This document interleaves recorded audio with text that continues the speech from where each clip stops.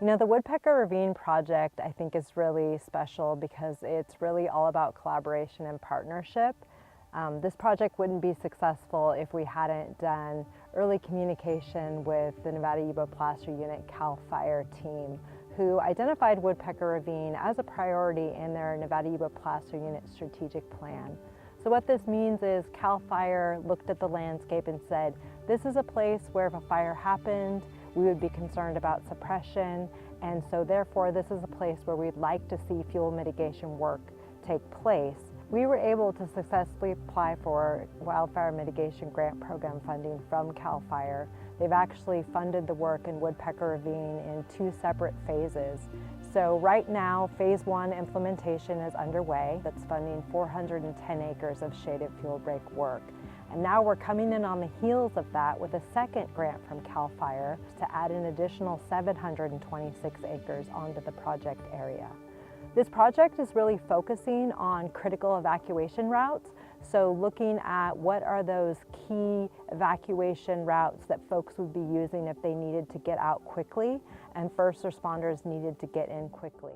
The community value of this is really almost unmeasurable. When you look at the landscape and see how much underbrush has been taken out, and the fact that the fires can no longer just race through here like they would with all the dead and dry and undergrowth that we normally see in an overgrown forest here. And then we coordinated with the local community to kind of test community appetite for a shaded fuel break project such as this. And there's a number of Firewise communities in the Woodpecker Ravine project area that have been doing work for years, and we're all on board with the importance of this project. Our Firewise community started in 2016, and it's really long and narrow. We go from Highway 174 to Lower Colfax Road, from almost Rattlesnake Road almost to Chicago Park. So we're really spread out, and fortunately we get a lot of people participating. So our Firewise community has gotten a lot of volunteers to come together and do vegetation clearing along roadsides and helping elderly people with defensible space and home hardening and things like that. So we have limited resources. We just can draw on our volunteers, but having a project like Woodpecker Ravine Fuel Break just really ups the game because we see a lot more done than we could ever do on our own.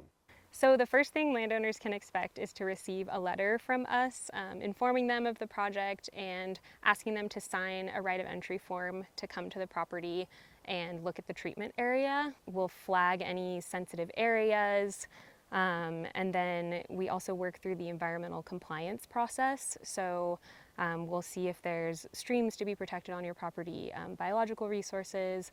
Our team will evaluate cultural resources if there are any on the site. And then, we'll do mapping, planning. We'll let you know how many acres we're planning to do on your property and what we're planning to do. And then you will sign another form basically allowing us to come in and do fuels reduction work on your property. It's probably one of the biggest major investments we've made in this county, to invest in these large landscape scale mitigation efforts to really protect the public safety of the community. It has so many benefits. Our houses, our towns, our evacuation routes, they're critical since we've seen the wildfires and mega wildfires that are such a huge threat to our rural communities. To learn more about the Woodpecker Ravine Shaded Fuel Break project, visit readynevadacounty.org/Woodpecker Ravine. We are all in this together.